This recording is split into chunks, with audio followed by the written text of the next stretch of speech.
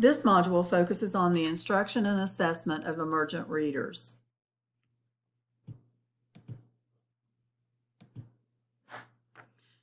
Take a look at the graphic provided on this slide. Do you see anything that surprises or shocks you? One of the things that jumps out is that 1/3 of high school graduates never read another book for the rest of their lives. The question is, why? Do they hate reading so much? And if so, why? Somewhere along the way, the teachers of this part of our adult population were not able to teach them the joys of reading. Some of the problem may be that they were struggling readers who were embarrassed daily by their inability to read what was given to them to read in class. Even more shocking is that 80% of families do not buy or read books. When we think of the number of times we ask parents to help students with their reading in the evenings, this is an alarming statistic. Apparently, many children are missing this vital parental support as they learn to be readers. The learning to read process begins very early in a child's life. Some even believe it begins before birth, as the child hears the mother's voice before it is born. In the period between birth and 4 years old, a child learns the way the language sounds, the natural rise and fall of voices as people read or talk, and the emotion that a reader can exhibit when reading. The National Early Literacy Panel reported in 2015 that there are 4 predictors of literacy achievement in a child's education: the alphabet knowledge, phonological awareness, oral language, and writing or name writing of that child at 4 or 5 years of age. Think about this. Most of this happens before we even get the child in kindergarten in many cases. So reading to preschool children is vitally important. As babies learn to speak, they largely imitate those who speak around them. As parents, we're so proud when our babies first say mama or dada.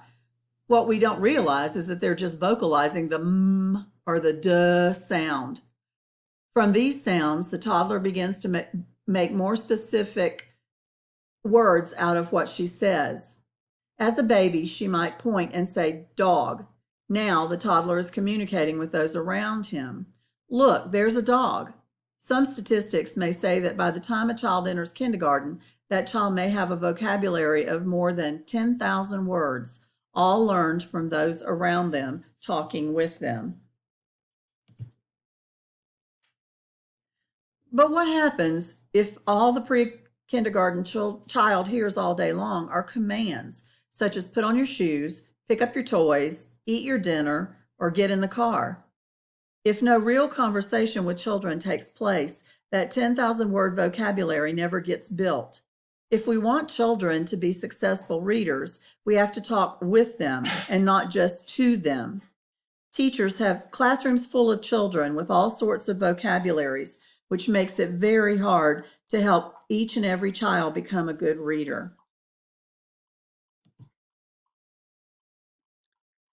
When we think of reading and writing, there is a developmental process that every child goes through. Children move from logographic reading, which is not really reading, to recognizing their name and other print in their environment. Writing develops from scribbling to invented words to proper grammatical writing. To aid this process, there are many things teachers can do. Providing lots of exposure to sounds, then letters, then words will help develop the reading process. Allowing students to use imaginary reading and writing is part of the process. Many parents will dislike this. They want their child to do things the right way from the first. It will be your job to help your parents understand that it is perfectly normal for their children to pretend to read before they know how, or make imaginary words as they scribble or write. Once a child moves into the late first or early second grade, they should be able to focus less on the mechanics of reading and more on comprehension and fluency. In their writing, they are beginning to use proper pronunciation and spelling. All of this continues to develop as the child grows older.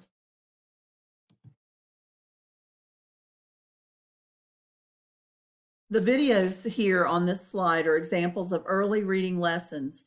As you watch them, make a note of what the teachers are doing.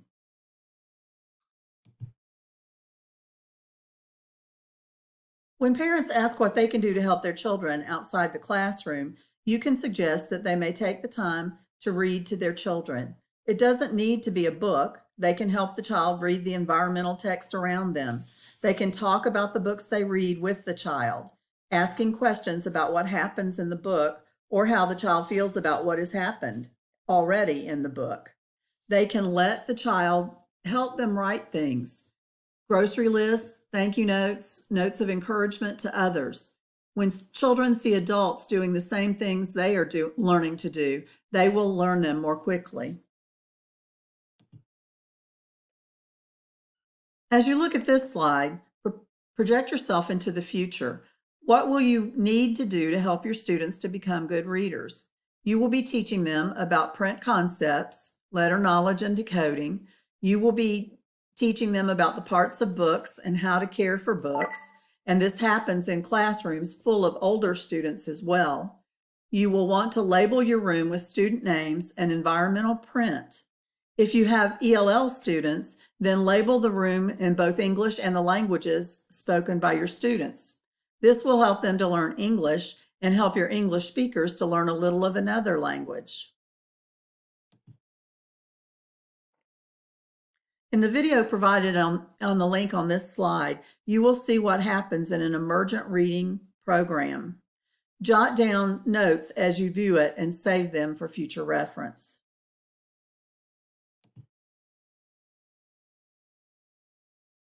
There are many ways to infuse literacy in your instruction. One of the things we might do is center-based instruction, which works with students from kindergarten through 12th grade. In your centers for younger students, you might ask them to read the room, meaning read the environmental print around them. In a class of older students, you might give them writing assignments that mirror what they will do as adults. They might write a letter to the principal presenting a plan for better lunches in the cafeteria, or a letter to a pen pal from another country discussing how school there is different from school in our country.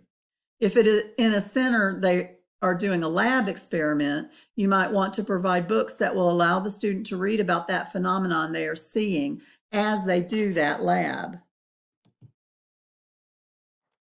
The video on this slide will show you what the move from emergent reading to beginning reading looks like in preparation for our next module.